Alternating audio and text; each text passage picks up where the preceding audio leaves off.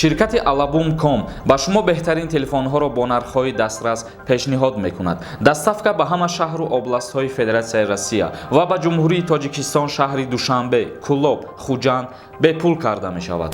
То 10 октябр агар шумо тариқи сомонаи Alabum.com телефон заказ кунед, ба шумо 1 соат ё повербанк тӯҳфа карда мешавад. Барои заказ кардани телефонҳо ссилкаи сайт дар описанияи видео. Аз номи канали Юрист TJ муроҷиат кунед, скидкатон мекунам.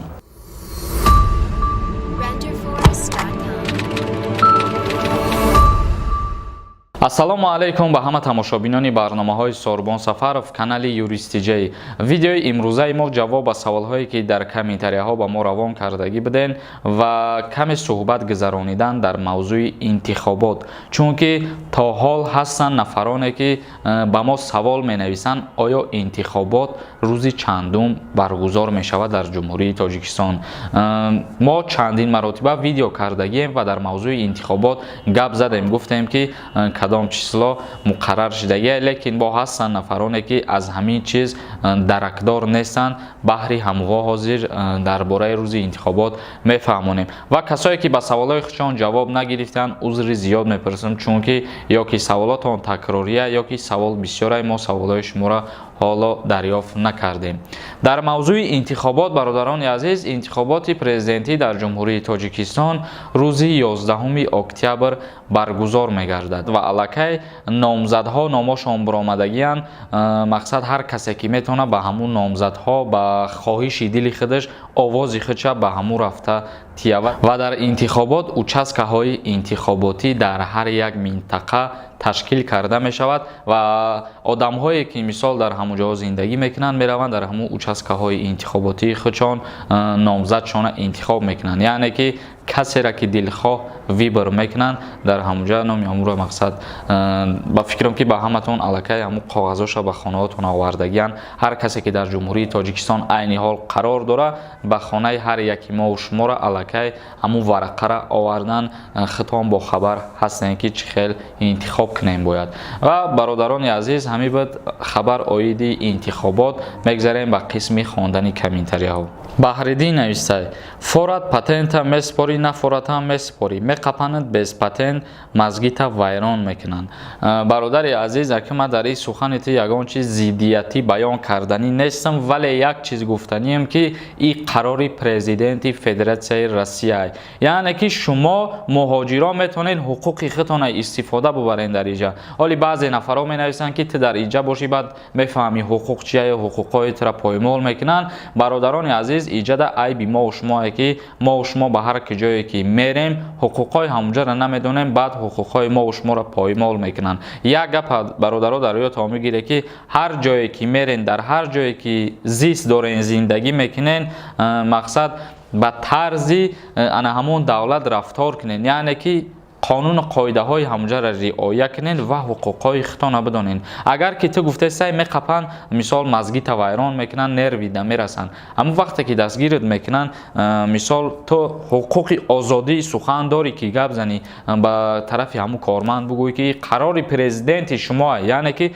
қарори Путинай барои ҳамаи мигрантҳо, на танҳо барои тоҷикҳо, то 15 декабр мақсад регистратсия ройгонай бепулай ва патент албатта барои ҳама бепул нестай. мо дар инҷа қайд накардем ки президент гуфт патент бепулай. баҳри ҳамун нафарои бепулай ки дар ягон ҷо кор намекунанд, фаъолият намекунанд. ҳар як нафаре ки дар Федератсияи Россия шаҳри Москва қарор доранд ва ба духтури дандон ниёз дошта бошанд, агар ба рақамҳои дар экран буда муроҷиат кунед. ин духтури дандон бародари тоҷикай. айноми Юрист TJ муроҷиат кун, скидкат мекунад. Магас Старс навистай: Сорбон ту ҳар хел гапора гӯш накун, сартан вайрон накун, видео кардан гир, худо қувватат бита. раҳмат барои хабарои хубат, худо нигаҳбонат. шайтонӣ бисёрай дар тоҷики мо, аҳамият нате. бародари азиз, ҳар касе ки ҳар сухани бад мега, мо ҳаволаи ӯро бар худо меспорем, чунки ҳамун нафарое ки сухани бад меган, во на хубира мефаҳманд, на бадира меган, ку тавоноии хубӣ надорӣ, бадӣ накун ба як каси дигар. видеои ман маъқулат нест, тамошо накӣ, канали мада подписатсиярам накӣ. Олам Қурбонзода нависай: акай Сорбон ба худо одами ба ақл дар кор ки кору бори тира фикр кина, маъноша бифаҳма. И дар мавзӯи ана ҳамун барномаҳои баҳси мо ҳамин сухана қайд карда, и ягон ҷои чашмбандӣ надора барномаҳои мо.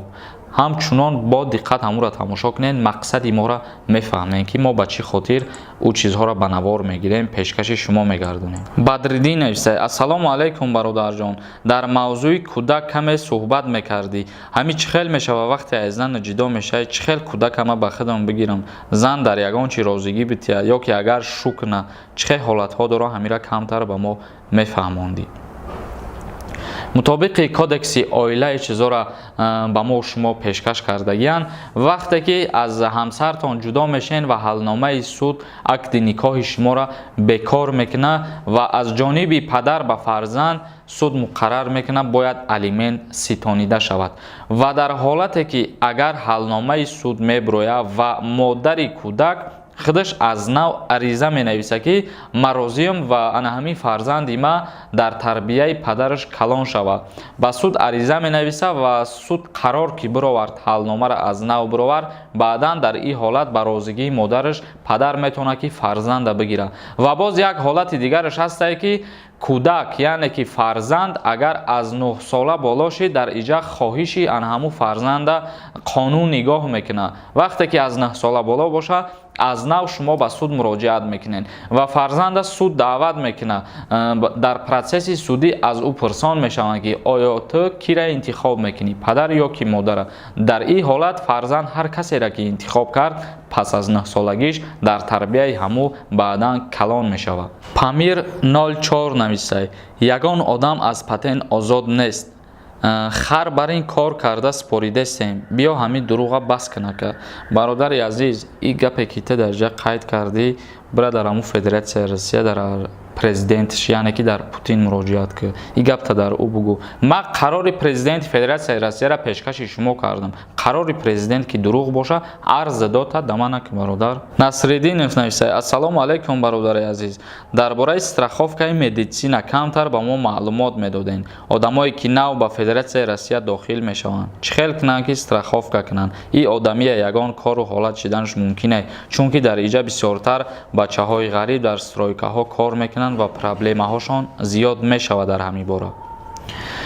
дар бораи страховка кардан оиди медицина, вақте ки ба Федератсияи Россия шумо мерен ва дар ҳар куҷое ки шумо зиндагӣ мекунед, яъне дар кадом минтақае ки зиндагӣ мекунед, ӯ минтақа бахча поликлиника дорад. Шумо ба ана ҳамон поликлиника муроҷиат мекунед ва барои страховка кардани медицина 3000 рубл мақсад шумо пардохт мекунед, баъдан ба шумо дода мешавад страховка, яъне ки ба номи шумо аллакай сум ҳаста ки вақте ҳолатҳое ки мешава шумо ба ягон садама дучор мешен, ё ки ягон дастон мешкана, ё ки бемор мешен, авваланш ки худованд нишон натия ин корора дар ягон таи ғарибо. Яке аз ҳолатҳо, агар ҳамин ҳолатҳо ки ба амал омад, дар ҳолати страховка кардантон шумо то 200 000 рубла метавонед бепул дар ҳамун минтақае ки документ карден ҳамунҷа да бирен табобат бикунед. Тамошобинони азиз, видеоро ҷамъбаст мекунем. Ягон саволи дигар боша дар Инстаграм дар омада подписатсия мекунед ва саволҳои худтона равон мекунем. Дар канали Юрист TJ обуна шидан фаромӯш намекунем. Худованд ҳамаи мо шуморо нигаҳбон бошад.